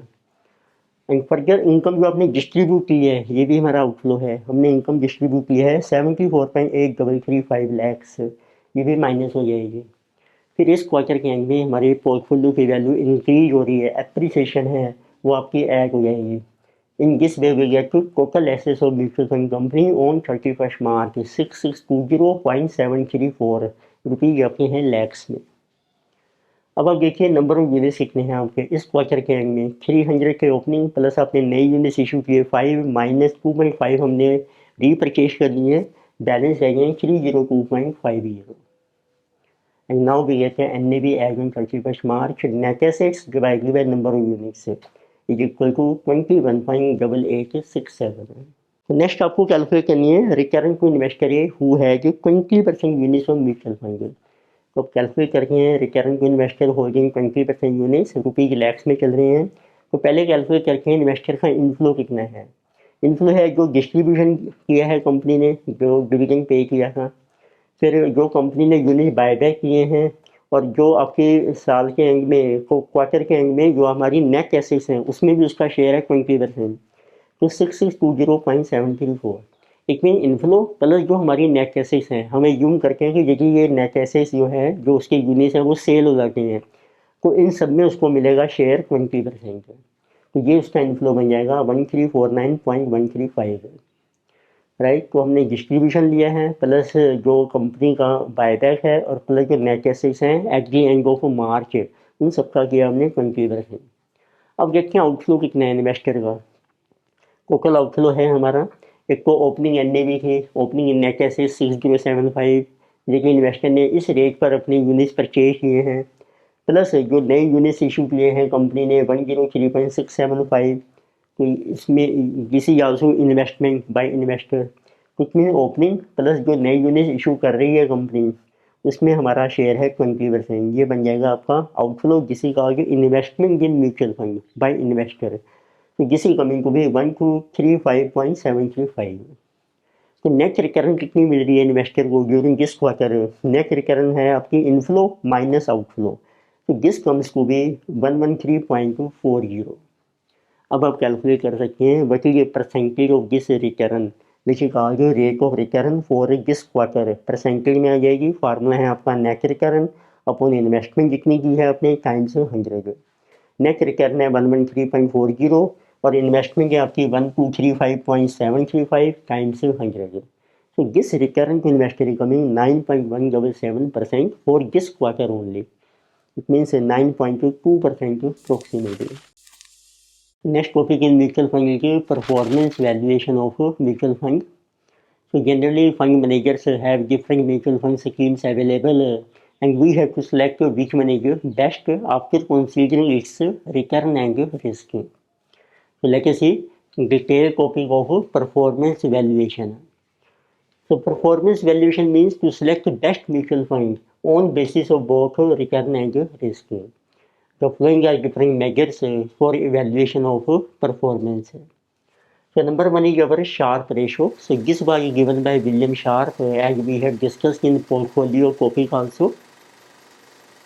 So it measures extra return which is called risk premium achieved per unit of total risk. इसमें हम कंपेयर करके आपको एक्स्ट्रा रिटर्न कितनी मिल रही है per unit of risk and higher ratio is better. So formula of this Sharpe ratio is return on mutual fund minus risk free return. किसी का एक्स्ट्रा रिटर्न उसको डिवाइड कीजिए total risk which is measured by standard division. So finally we get RI minus RF upon standard division of i denote कर रहे हैं अब i एक mutual fund. तो second ratio is Sortino ratio. Sortino ratio was developed by doctor Frank A Sortino in 1980. तो Sharpe ratio जैसे आपने देखा शार्प रेशो में हम टोटल रिस्क कंसीडर करते हैं. शार्प रेशो मेजर से excess return achieve for total variation. Total risk होता है जब आपकी एक्चुअल रिटर्न ग्रेटर है एवरेज रिटर्न से या लेस है एवरेज रिटर्न से. इट मीन्स किसी का both upside and down side volatility. Return आपकी ज़्यादा भी हो सकती है एवरेज से या कम भी हो सकती है. इसको कहते हैं both upside and down side volatility. But Sortino ratio captures only down side volatility. Sortino ने सिर्फ कंसीडर किया है डाउन साइड रिस्क कितना है आपका जिसको कहते हैं down side volatility. And Sortino ratio has replace the RF with target rate of return. जैसे शार्प रेशो में हम ले रहे हैं रिस्क फ्री रिटर्न और इसमें हम लेते हैं target return which is desired by the investor. It means आपका फार्मूला बन जाएगा Sortino ratio is return on mutual fund minus target return. Target return हो सकती है आपकी मार्केट में कितनी रिटर्न चल रही है या कोई गवर्नमेंट सिक्योरिटी की रिटर्न कुछ भी हो सकता है which is required by investor. इसको डिवाइड कीजिए वापस standard deviation of down side variation. It means अब आपने सिर्फ वही वेरिएशन लेनी है जिसमें आपकी एक्चुअल रिटर्न लेस है एवरेज रिटर्न से. तो उसका फिर हम स्टैंडर्ड डेविएशन कैलकुलेट करते हैं. तो उसमें फार्मूला बनाते हैं RI minus RT शो कर रहा है इसमें target return divided by standard deviation of D show कर रहा है down side variation only. So down side risk is more important because investor generally do care more about losses.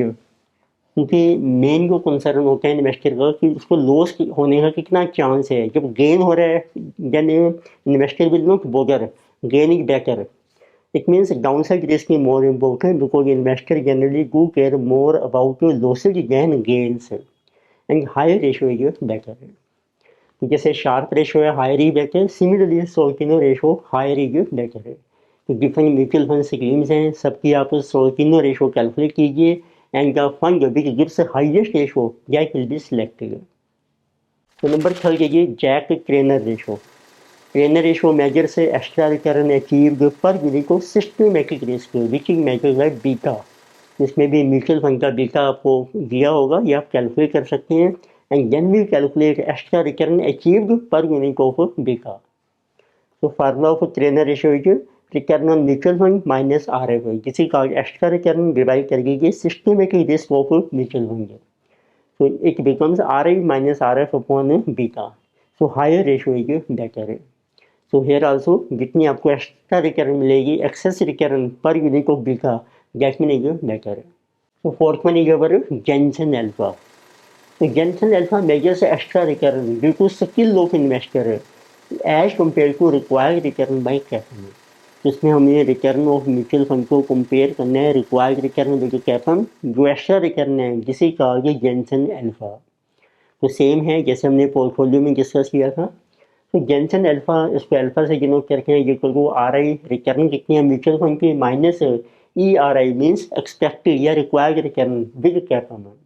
कैपन का formula same है RF plus beta into RM minus RF and here also higher alpha is better. तो fifth is Morningstar index. This is also कहा गया MS index. So MS Index was developed by American mutual fund company which was called Morningstar Mutual Fund Company. So MS Index is equal to average return on mutual fund minus average risk of loss. So what is meant by risk of loss here? Risk of loss arises when return on mutual fund RI is less than RF. So it means we can say that risk of loss is equal to RF minus RI. So when RI is more than RF, there is no risk of loss. So only in those cases when return is less than RF, then we consider risk of loss. In other cases, when RI is more than RF, then the risk of loss will be zero. So now you can calculate what is average risk of loss and average return on mutual fund. उनका जो difference है this is our MS index and higher MS index is better. तो different mutual funds हैं उन सबका आप MS index calculate कीजिए and higher will be selected. तो sixth measure is tracking error. तो ट्रैकिंग एरर में हम म्यूचुअल फंड की परफॉर्मेंस को कंपेयर करके हैं मार्केट इंडेक्स की परफॉर्मेंस से. Performance means return. So we can say that fund managers closely follow और track market index. तो हम कंपेयर करते हैं कि म्यूचुअल फंड में कितनी रिटर्न है, मार्केट में कितनी रिटर्न है, फिर उसका देखेंगे कितना डिफरेंस आ रहा है. तो उस डिफरेंस की हम कैलकुलेट करते हैं स्टैंडर्ड डेविएशन. तो it means tracking error is standard deviation of difference of A fund return from the market return. Market return कहते हैं बेंच मार्क जो रिटर्न है आपकी. तो इसमें देखो क्या क्या स्टेप्स होंगे आपके. First we calculate differential return. उसको स्मॉल डी से शो कर रही है. आ रही है return on mutual fund minus market return. आपका डिफरेंस आ जाएगा. अब इन डिफरेंसेस का निकालो आप एवरेज डिफरेंस है. एवरेज डिफरेंशियल रिटर्न इसको कैपिटल डी से शो कर लिया है. फार्मूला बन जाएगा summation of differences divided by N. तो अब आपके पास डिफरेंस भी है और उसकी एवरेज भी है. अब इसका कैलकुलेट करो स्टैंडर्ड डेविएशन है. तो this is called tracking error. तो फार्मूला बन जाएगा डी जो डिफरेंस है माइनस कर दो एवरेज डिफरेंस, उसका स्क्वायर कीजिए, उसका समेशन कीजिए divided by N and whole square root. ये बेसिक फार्मूला है आपका स्टैंडर्ड डेविएशन का. तो इट मीन जो स्टैंडर्ड डेविएशन है of differences that is called tracking error. तो इससे हम मेजर क्या करते हैं, परफॉर्मेंस कैसे मेजर होती है. So when tracking error is near to zero, जब इसकी वैल्यू नियर जीरो है then we say that it means mutual fund की performance similar to market index. तो इट मीन्स म्यूचुअल फंड की जो रिटर्न है वो अप्रोक्सीमेटली इक्वल आ रही है जितनी मार्केट इंडेक्स में रिटर्न आपको मिल रही है. But if tracking error is not near to zero it means mutual fund is over performing और under performing as compared to market index. अब हम डिस्कस करके एक एग्जाम्पल, उससे आपको ये सारे कॉन्सेप्ट क्लियर हो जाएंगे. नाउ लेके discuss example to explain concept of performance valuation of mutual fund. So data given in this example is so Mr. Potential so has made investments in two mutual funds. The following information is available about these two funds. So number one is smart mutual fund and second is growth fund. So data given is Jensen alpha, Trainer ratio, actual return, standard deviation of total variation, standard deviation of downside variation. So again we are given sum of squares of deviations of differential return with respect to average differential return for the past 5 years, where differential return is excess return of fund over the market return, which is your benchmark. Then we are also given RM, market risk premium, which is RM minus RF, and target return, which is benchmark required by investor. This is given risk premium 4%, target return is 5%. So now we have to calculate number one beta for both the funds, second risk-free rate of return, number third security market line, fourth is Sharpe ratio, fifth is Solpino ratio, and sixth is tracking error. तो start करते हैं. क्योंकि आपको सबसे पहले जैसे data mention किया है क्वेश्चन में, जेंसन अल्फा हमें मेंशन किया है. इसका बेसिक फार्मूला है actual return minus return at per CAPM. और एक्चुअल रिटर्न भी आपको मेंशन की है क्वेश्चन में. Jensen alpha is also given. It means we can determine what is the return as per capum. तो उसका फार्मूला बन जाएगा actual return minus Jensen alpha. तो कोई return as per CAPM will go on left side, Jensen alpha will come on right side. और आप return as per CAPM का basic formula है R F plus beta into R M minus R F. R M minus R F is risk premium and this is already given 4%. So we can say that as per CAPM are F plus 4 beta, this is our required return. So then we are given Trainer ratio is given, which is Ri minus Rf upon beta. Ri means actual return minus risk free upon beta. तो आप इसको cross multiply कर लीजिए. This will and beta into Trainer ratio and RF will go on left side. So this becomes RF plus beta into Trainer ratio is equal to actual recurrent, which is RI. तो it means actual return है आपके पास किसी given course और एक आपके पास है return as per कैपम। तो अब हम अप्लाई करते हैं दोनों फंड्स के लिए। सबसे पहले हम शो कर रहे हैं what is return as per कैपम।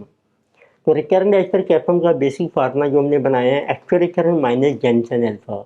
Actual return आपको दिया है स्मॉल फंड में 8.5% माइनस जेनसन अल्फा है इसका 1.1, so it is coming return as per CAPM 7.4%। So for growth fund, actual return आपको दिया 9.1 and its Jensen alpha 1.5, so this return coming 7.6%.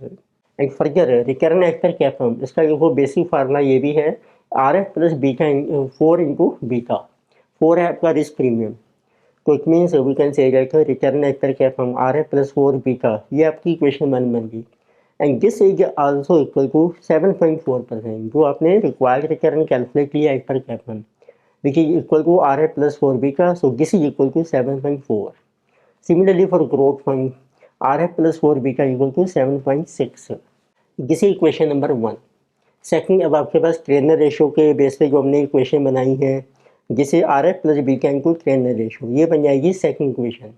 RF plus अब आपका जो ट्रेनर रेशो है जो को आपको मेंशन की है 0.0714, तो उसको परसेंट बना लीजिए, इनको 100 कर लीजिए, 7.14 into beta is equal to, तो this is actual return. Actual return है आपकी 8.5%।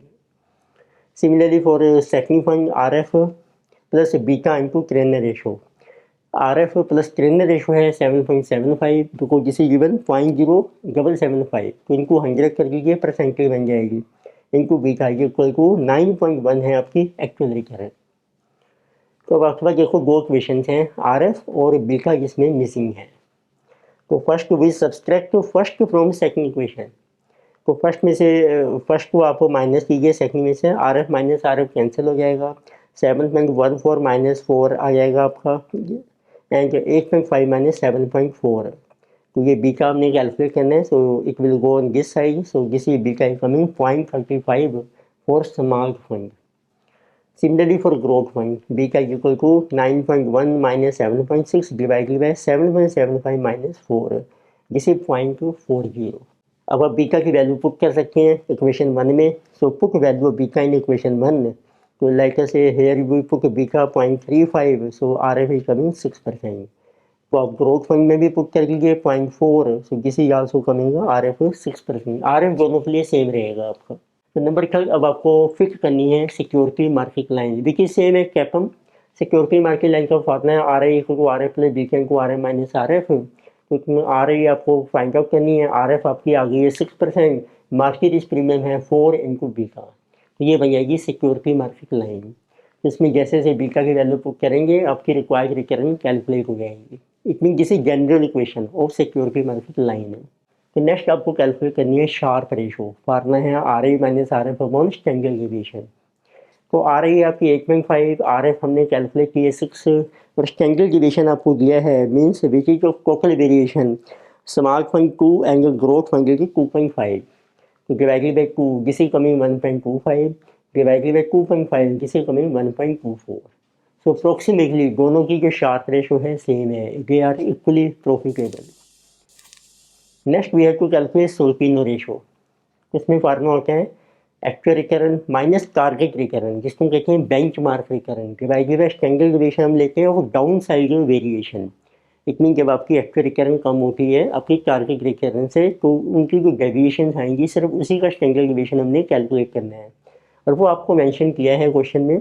टारगेट रिटर्न के लिए देखो 5%, तो एक्चुअल है 8.5 minus 5 upon this standard deviation downside variation given 3.5 and 3.15। 3.5 यहाँ पर एक्चुअल रिटर्न 9.1, टारगेट रिटर्न है 5, 3.15, सो सोल्पिनो रेशो 1 एंड 1.3। ये भी शो करती है कि जो डाउनसाइड रिस्क है उसके बेस पर आपको एक्स्ट्रा रिटर्न कितनी मिल रही है, so higher ratio is better, 1.3 is better. Next आपको कैलकुलेट करनी है ट्रैकिंग एरर। ट्रैकिंग एरर होती है कि आपने जो पहले डेविएशन कैलकुलेट करते हैं with respect to market return, फिर उसका करके हम एवरेज डेविएशन, फिर उसका हम कैलकुलेट करके हैं स्टैंडर्ड डेविएशन। तो वो हमें मेंशन किया ही है क्वेश्चन में, square of deviations of recurrence from target recurrence which means market recurrence, जिसे ऑलरेडी गिवन, तो उसको डिवाइड कर लीजिए बस आप एन से, उसका कर लीजिए square root, it means tracking error के स्टैंडर्ड डेविएशन ऑफ डेविएशंस। जिस वन ये गिवन टू अस है, तो आप देखिए स्मार्ट फंड में आपको दिया है सम ऑफ स्क्वायर ऑफ डेविएशन जिसे 9, एन है आपका 5 को जिस फॉर का पास्ट 5 ईयर, उसका कर लीजिए अंडर रूट जिसे 1.34 को। सेकंड केस में आपको दिया है 0.625, 0.625 अपॉन 5 उसका स्क्वायर रूट जिसे 0.354। तो tracking error when it is near to zero that mean it better, this is very high 1.342, this is not near to 0, this is 0.354, so we can say this is slightly near to 0, so this fund is better। तो आप देखिए सोल्पिनो ratio भी higher है growth fund में, और आपकी tracking error भी near to 0 है, शार्प रेशो अप्रोक्सीमेटली दोनों फंड की सेम है, सो वी कैन से कि growth fund is better in this case. Additional important question हमने कवर किए हैं केस सिनेरियो, जिसकी सेपरेट प्लेलिस्ट अवेलेबल है, तो वहाँ से आप प्रैक्टिस कर सकते हैं। Next topic in mutual fund लीजिए hedge funds. So in case of mutual funds mostly investment made in equity और डिबेंचर्स और bonds, but hedge funds invest in securities as well as derivative instruments. Derivative instruments are forward future as options. So let us see now what is the scheme of hedge funds. So hedge funds manage portfolios of securities and derivatives positions using a variety of strategies. So they may employ long and short positions. Long means we have to buy in anticipation of a rise in price in future, and short means we sell in advance so that when price will fall in future we will buy and to make some profit. It means simply long means buy and short means sell.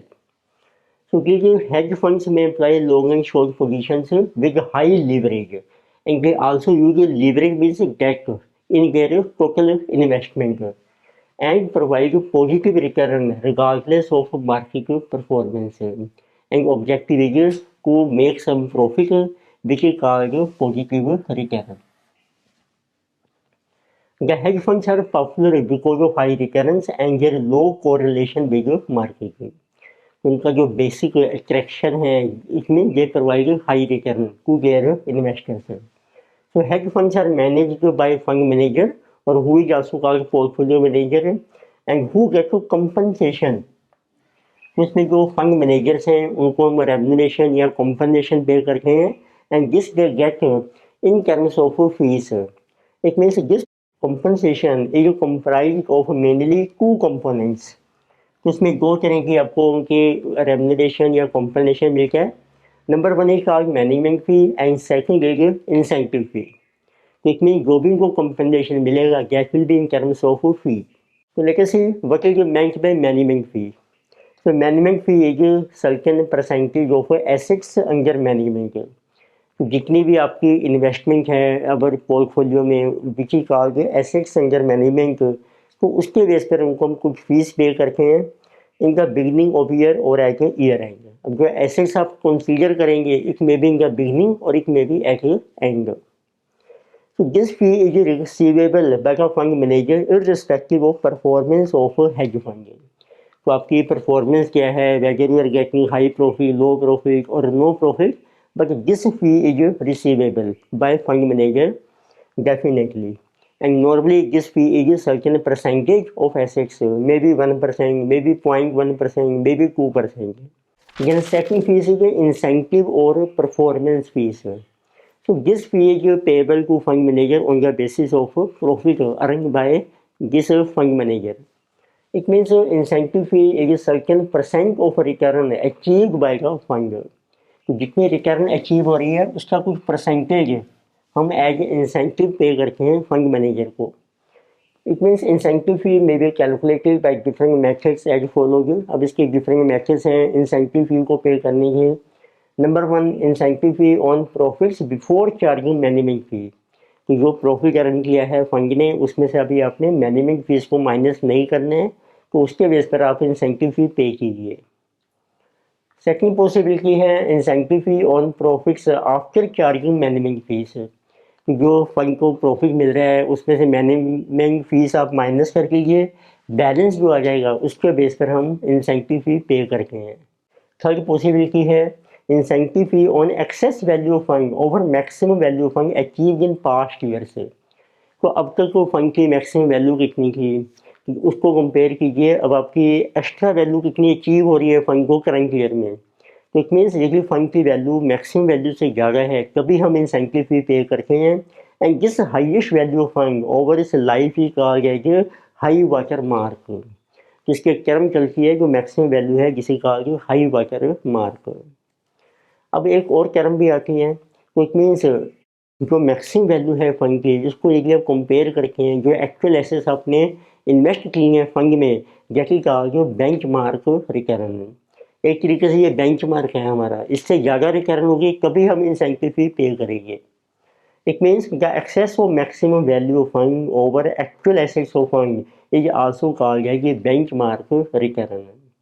तो इसकी आप percentage निकाल सकते हैं, benchmark return is equal to maximum value of fund minus actual assets of fund divided by actual assets of fund into 100।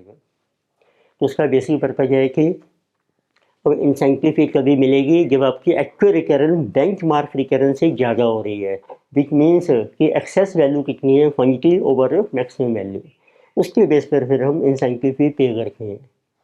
So we can say that incentive fee is receivable if actual return is greater than benchmark return.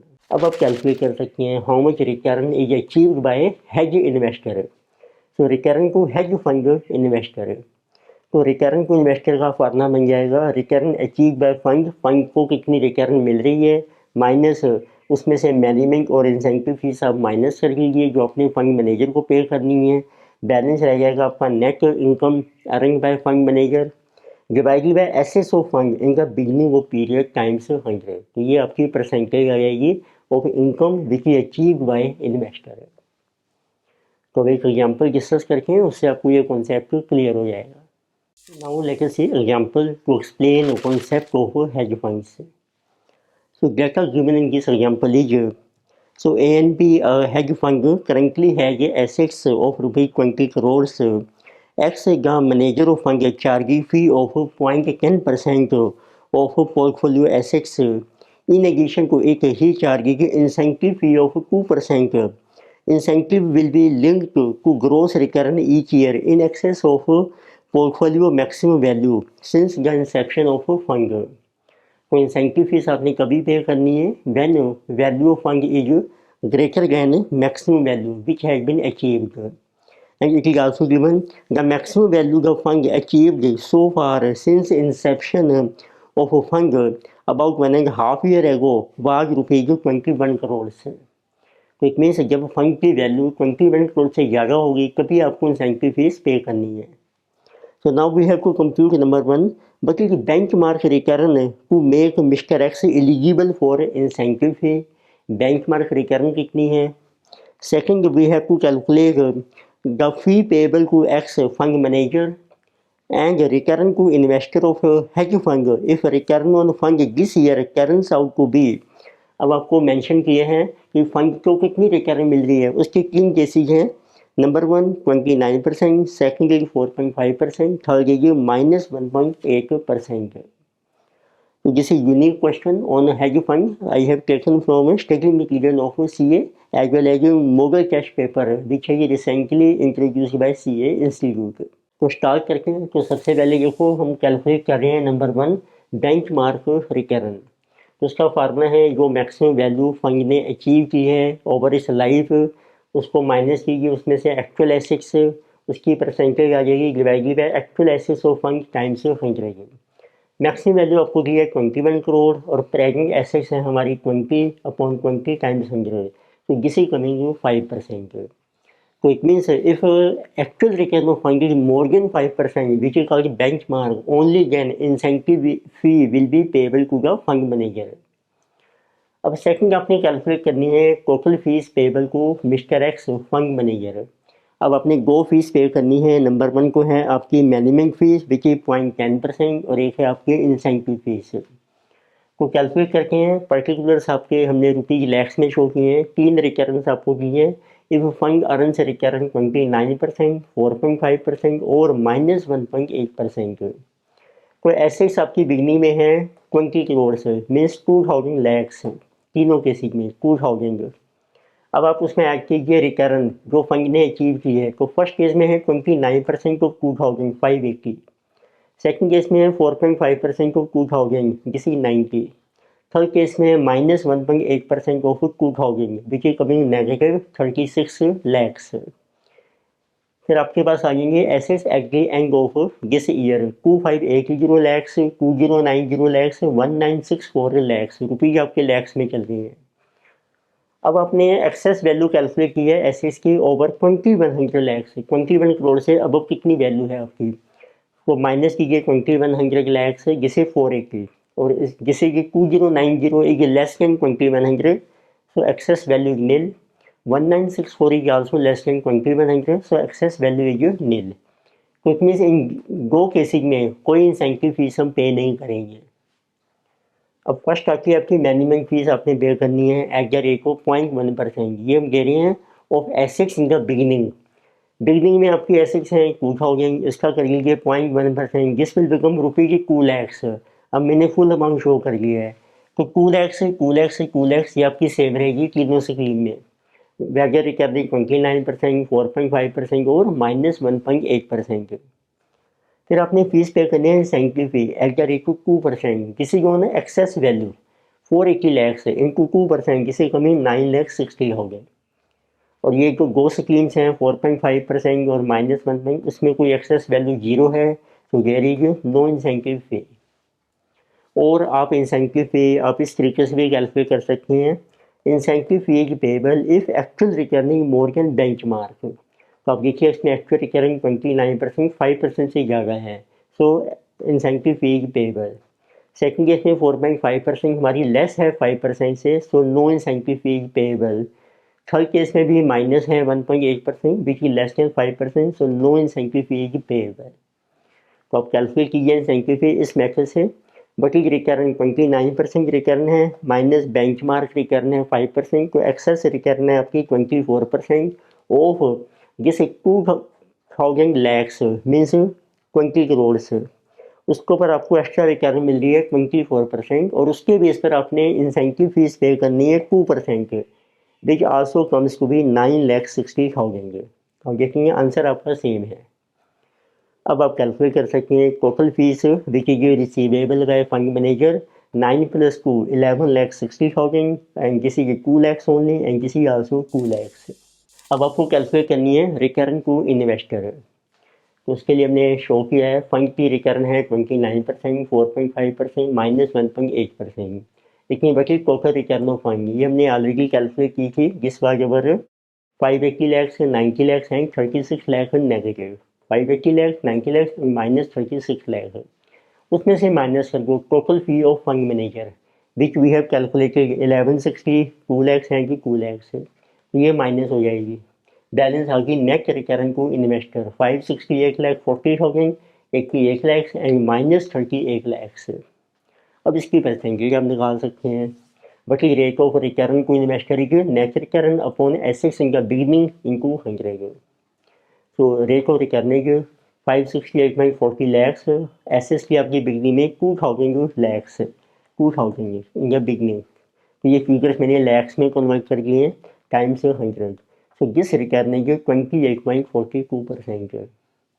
Second case में है 88 lakhs divided by 2000 into 100, 4.4%। Third case में है -38 lakhs divided by 2000 into 100, -1.9%। तो additional important question हमने cover कर रखे हैं जो हमारे सिनेरियो के बेस पर हमारी केस स्टडीज़ हैं, which for which separate play list की अवेलेबल, तो वहाँ से आप एडिशनल क्वेश्चन कर सकते हैं फॉर प्रैक्टिस। अगर आपको वीडियो पसंद आई है do like, subscribe and share the video, click the bell icon so you don't miss out on any new updates.